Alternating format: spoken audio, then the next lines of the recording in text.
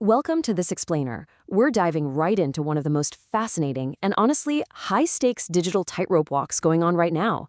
Today, we're unpacking the massive upcoming rollout of the EU Digital Identity Wallet. Specifically, we're going to look at the incredibly complex mathematics and the regulatory frameworks that are making it possible to balance two things that usually completely contradict each other: strict child safety online and absolute adult privacy. So how exactly do you prove your age online without giving away who you actually are? That right there is the core paradox we're untangling today. Think about it. If a website needs to know you're an adult, the old school method is handing over a scan of your passport or a driver's license. But giving your passport to a random website, that is a massive privacy risk. You're literally handing over your full name, your exact date of birth, your physical address, document numbers, all just to answer a simple yes or no question: are you over 18?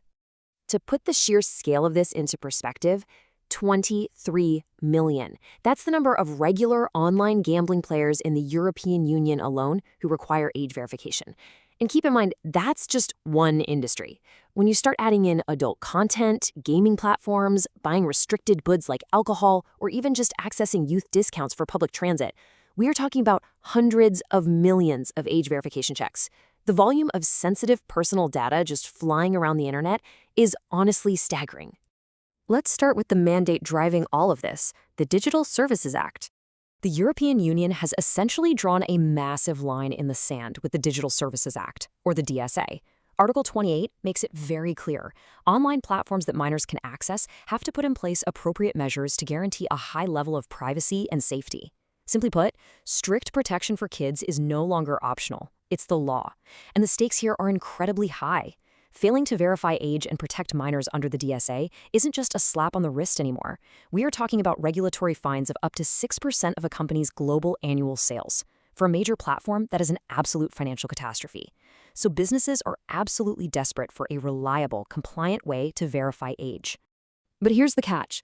Compliance usually costs serious money. Look at this stark contrast here. The old way of doing things, like using third-party services for manual ID checks or database lookups, currently cost platforms anywhere from €1 to €5 per single transaction. But this new way, using an automated user-centric system, drops that cost down to literally just 1 to 5 cents a transaction. It's a total game changer.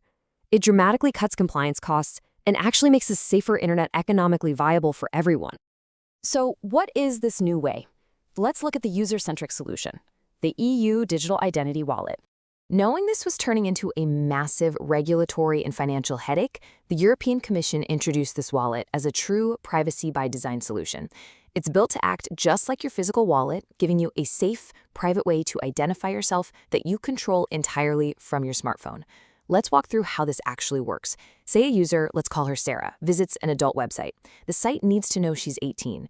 Instead of her uploading a photo of her ID, the site simply pings her EUDI wallet. The wallet pops up on her phone, shows her exactly who is asking for her age, and she hits approve. Her wallet then uses a verifiable credential issued by a trusted authority like a national registry to generate a cryptographic proof. That proof is shared, and boom, access granted instantly.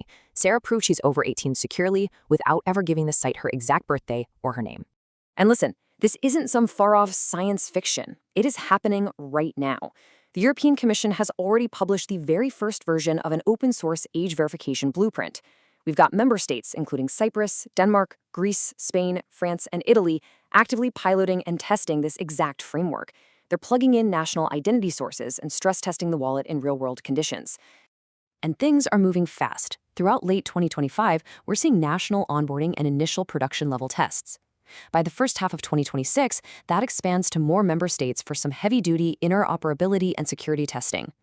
And from 2026 onward, the EU Digital Identity Wallet becomes an optional but highly standardized integration for platforms all across Europe.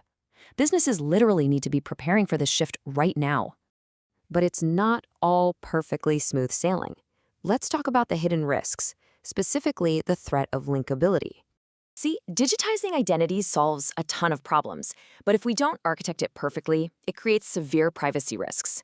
A poorly designed wallet could basically become the ultimate surveillance tool, letting companies or governments monitor exactly what sites you visit. To get why, let's compare the models. In the old centralized model, think of sign in with Google or Apple. Your credentials live with the identity provider. When you log in, the website talks directly to them, which means the provider knows exactly where you are logging in, allowing them to easily link your activities and build a profile on you. But the user-centric model of the EU wallet flips the script. Your credentials live locally on your device. The website talks directly to your wallet. By completely removing the identity provider from the transaction loop, you stop them from directly tracking and profiling your digital life. Well, mostly. The European Data Protection Supervisor, the EDPS, has actually raised a massive warning flag about a persistent threat called linkability. Because even if the government isn't tracking you, the standard's technical protocols running the wallet might still share unique, static identifiers every single time you present your digital ID. So if websites collude, or if one massive company owns a bunch of different platforms, they can just use those unique identifiers to stitch your transactions together and quietly build a comprehensive profile of everything you do. So, how do we stop that? This brings us to the cryptographic shield. Mathematics to the rescue. This is where the tech gets genuinely exciting. To totally neutralize that linkability threat, the architectural framework of the wallet has to rely on cutting-edge cryptography. The first layer of defense is selective disclosure. We kind of touched on this with Sarah earlier. It's the ability to reveal only specific data attributes from a certified document. Like, if your digital ID has your name, nationality, and birth date, selective disclosure mathematically allows your wallet to hand over just your nationality. It keeps everything else perfectly hidden, but still cryptographically proves to the verifier that the nationality is authentic and government certified. It completely stops relying parties from over-collecting your personal data. But if we want to truly defeat tracking, we need the heavy artillery, the zero-knowledge proof, or ZKP. This is a cryptographic method used in what are called anonymous credentials. A ZKP allows your wallet to mathematically prove a statement is true, like I'm over 18, without handing over any actual data, and crucially, without sharing any unique transaction identifiers. Because no unique identifier is shared, you can authenticate yourself to a dozen different websites, and there is mathematically no way for them to link those sessions together.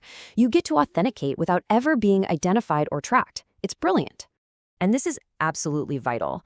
The European Data Protection Supervisor put it perfectly, stating that the success of the EU digital identity framework will be measured not just by its technical capabilities, but by its ability to genuinely uphold fundamental rights, specifically data protection. That quote hits the nail on the head. This is exactly why the push for zero-knowledge proofs in the final EUDIW technical standards is so crucial. Standard protocols might be a bit easier to implement, sure, but ZKPs guarantee privacy by design. It's literally the battleground for our future digital rights. So, what does this all mean? We're left with a pretty massive question. Will the EU Digital Identity Wallet finally make the internet safe for minors, cutting compliance costs and streamlining the digital economy? Or, if we fail to implement the right cryptography, are we accidentally building the ultimate tracking tool? The final technical standards chosen over this next year are going to decide. It's a high-stakes mathematical dilemma, and the outcome will define the future of our digital identities. Thanks so much for joining me on this explainer, and definitely keep your eyes on how this incredible technology develops.